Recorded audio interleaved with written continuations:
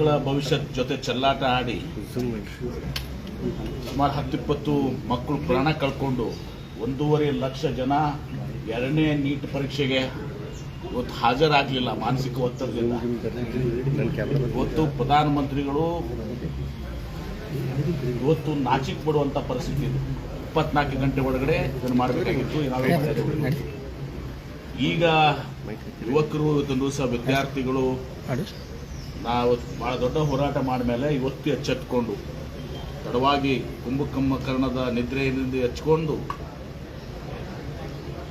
ಈಗ ಇದನ್ನು ಅನಿವಾರ್ಯವಾಗಿ ಮಾಡಿದ್ದಾರೆ. ಯಾಕಂದ್ರೆ ಗೊತ್ತಾಯ್ತು ಅವ್ರಿಗೆ ಇನ್ನು ಮುಂದೆ ಇವರು ಅಕ್ಷಯ ದಿನ ನಡೆಯೋದಿಲ್ಲ, ಇವರು ಸುಳ್ಳುಗಳ ನಡೆಯೋದಿಲ್ಲ ಅಂತ ತಿಳ್ಕೊಂಡು ಈಗ ಅನಿವಾರ್ಯವಾಗಿ ಇವತ್ತು ದಿವಸ ಈ ಹೆಜ್ಜೆ ಇಟ್ಟಿದ್ದಾರೆ. ಅದು ಏನು ಒತ್ತಡದಿಂದ ಇವತ್ತು ದಿವಸ ಒಂದು ಕಡೆ ಕಾಂಗ್ರೆಸ್ ಜನತಾ ಪಾರ್ಟಿ, ನಮ್ಮ ಬ್ಯಾಂಕಾಕು ಮತ್ತು ಇನ್ನೊಂದು ಕಡೆ ನಮ್ಮ ಮುಖಂಡರಾದಂಥ ರಾಹುಲ್ ಗಾಂಧಿ ಅವರು, ಪ್ರಿಯಾಂಕಾ ಗಾಂಧಿ ಅವರು ಎಲ್ಲರೂ ಹೋರಾಟ ಮಾಡಿದ್ರಿಂದ ಇವತ್ತು ರಾಜೀನಾಮೆ ಪಡ್ಕೊಂಡಿದ್ದಾರೆ. ಆದರೆ ಇಟ್ಸ್ ಟೂ ಲೇಟ್. ಇದು ಮೋದಿ ಈಗ ಅಂತ್ಯಗೊಳ್ಳಕ್ಕೆ ಪ್ರಾರಂಭ ಆಗಿದೆ. 2014ರಲ್ಲಿ ಇವರು ಏನು ಭರವಸೆಗಳನ್ನು ಕೊಟ್ಟು ಅಕ್ಷಯ ದಿನ ಹೆಂಗೆ ಒಳ್ಳೆಯ ದಿನ ಬರ್ತವೆ, ಎಲ್ಲ ಬೆಲೆಗಳು ಗಗನಕ್ಕೇರಿದ್ದಾವೆ, ಕೆಳಗಿಳಿಸ್ತೀವಿ, petrol, diesel, gas cylinder, dollar rate, ಮಕ್ಕಳ ಭವಿಷ್ಯದ ಜೊತೆ ಚೆಲ್ಲಾಟ ಆಡಿ ಸುಮಾರು 10-20 ಮಕ್ಕಳು ಪ್ರಾಣ ಕಳ್ಕೊಂಡು 1.5 ಲಕ್ಷ ಜನ ಎರಡನೇ ನೀಟ್ ಪರೀಕ್ಷೆಗೆ ಇವತ್ತು ಹಾಜರಾಗಲಿಲ್ಲ ಮಾನಸಿಕ ಒತ್ತಡದಿಂದ. ಇವತ್ತು ಪ್ರಧಾನಮಂತ್ರಿಗಳು ಇವತ್ತು ನಾಚಿಕೆ ಪಡುವಂಥ ಪರಿಸ್ಥಿತಿ ಇದೆ. 24 ಗಂಟೆ ಒಳಗಡೆ ಇದನ್ನು ಮಾಡಬೇಕಾಗಿತ್ತು.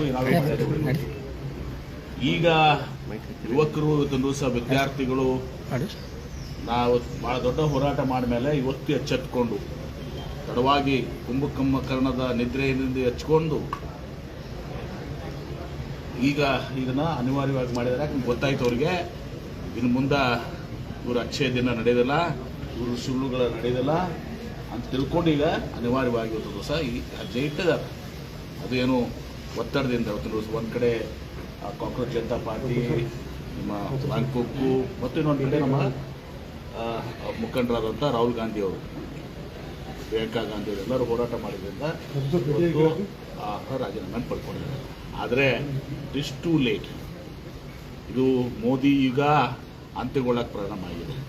2014ರಲ್ಲಿ ಇವರು ಏನು ಭರವಸೆಗಳನ್ನು ಕೊಟ್ಟು ಅಕ್ಷಯ ದಿನ ಹೆಂಗೆ ಒಳ್ಳೆಯ ದಿನ ಬರ್ತವೆ, ಎಲ್ಲ ಬೆಲೆಗಳು ಗಗನಕ್ಕೇರಿದ್ದಾವೆ, ಕೆಳಗಿಳಿಸ್ತೀವಿ, petrol, diesel, gas cylinder, dollar rate,